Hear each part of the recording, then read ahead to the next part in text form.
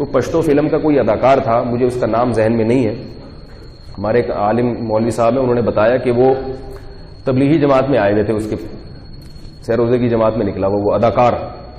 تو انہوں نے پوچھا بھائی تم تو فلموں میں آتے تھے، تم ادھر کیسے آ گئے؟ تو اس نے بتایا اپنا واقعہ، کہہ رہے میں ہمارا کوئی میوزیکل شو تھا یا کوئی شوٹنگ تھی، تو پوری رات ہم ڈانس ناچ گانے میں لگے ہوئے ہیں، اور وہی جو ان کا ہوتا ہے ساری رات میوزک، ساری رات کوئی گانے کی ریکارڈنگ ہو رہی تھی. تو کہہ رہے کہ ایک دن مسجد سے قریب میں مسجد سے اذان کی آواز آئی. یہ اسلامی ملک میں رہنا بہت بڑی اللہ کی نعمت ہے. یہ فضاؤں میں جو اللہ کے نام کی آوازیں ہیں یہ آپ کو دوسرے ملکوں میں، اور جس کو اللہ سے محبت ہوتی ہے نا اس کو اللہ کا نام فضا میں گونجتا ہوا اچھا لگتا ہے. بعض دفعہ ایسے ہوتا تھا کہ جیسے خاموشی ہے چاروں طرف، دوپہر میں نا وہاں ہمارے دارالفتہ میں سب طلبہ سو جاتے تھے، بالکل خاموشی ہوتی تھی، تو مؤذن کی جیسے ہی اذان شروع ہوتی تو وہ خاموشی ختم ہوتی تھی. تو مجھے یاد ایک دفعہ مؤذن نے اذان دی تو ہمارے حضرت کی آنکھوں سے میں آنسو آئے اور اوپر سے اتر کے نیچے آئے صرف اذان سننے کے لیے. اتنا اچھا لگ رہا تھا کہ سب خاموش ہیں اور سب سے پہلے فضا میں نام کس کا بلند ہو رہا ہے؟ فجر کی اذان میں بڑا مزہ ہے، سب خاموشی ہوتی ہے، ایک دم اللہ اکبر کی صدا، اللہ اکبر کی صدا فضا میں گونجتی ہے. تو اتنا شکر ادا کرتا ہوں کہ اللہ تیرا کتنا بڑا فضل ہے کہ تیرا نام ہمیں فضاؤں میں سننے کو مل رہا ہے. کتنا بڑا تیرا فضل، اور کتنا اچھا لگتا ہے صبح صبح کہ بھئی اس علاقے میں، اس محلے میں سب سے پہلے جو آواز فضا میں بلند ہوگی وہ اللہ اکبر کی ہوگی. اللہ سب سے بڑا ہے. تو اللہ سے محبت ہو تو وہ نام سننے میں مزہ آتا ہے.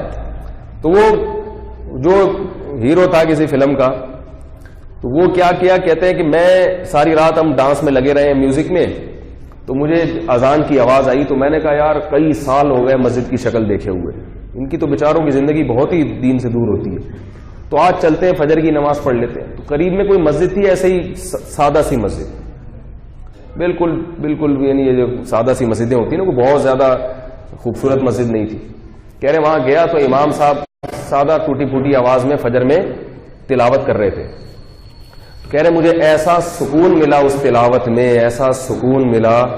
میں نے کہا سکون تو ان لوگوں کے پاس ہے، موسیقی کی دھنوں میں وقتی لذت ہے، وقتی لذت، حقیقی سکون نہیں ہے. جیسے چرس اور ہیروئن میں وقتی لذت بہت ہے مگر ہیروئن کی زندگی تباہ ہو جاتی ہے، ایسے ہی موسیقی بھی ایک نشہ ہے، وقتی طور پر تھرک لیتا ہے انسان، تھوڑا سا مزہ آ جاتا ہے، اس کے بعد اس کا سکون آہستہ آہستہ اسے ہر وقت وہی چاہیے، ہر وقت وہی. جیسے ہیروئن کو ہر وقت ہیروئن چاہیے نا، ایسے ہی موسیقی کے رسیالے کو ہر وقت کیا چاہیے؟ موسیقی چاہیے ہر وقت. وہ خاموشی سے وحشت ہوتی ہے، اور جس کے دل میں اللہ کی محبت ہو اس کو خاموشی میں سکون ملتا ہے. سکون خاموشی میں ہے، شور شرابے میں نہیں ہے. جتنی خاموشی ہوگی اتنا ہی زیادہ سکون ہوگا. تو وہ کہتے ہیں مجھے فوراً خیال آیا کہ یار یہ کیا ہے جو میں جس کے لیے اتنا، یہ سب کچھ سکون کے لیے لوگ کرتے ہیں نا.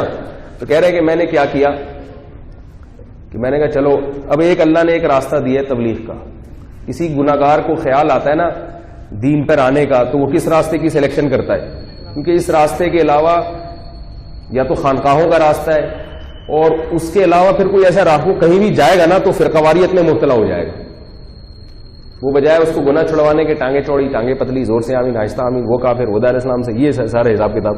تبلیغ میں ایک اچھی خوبی ہے الحمدللہ کوئی ادھر ادھر کی باتیں نہیں کرتے.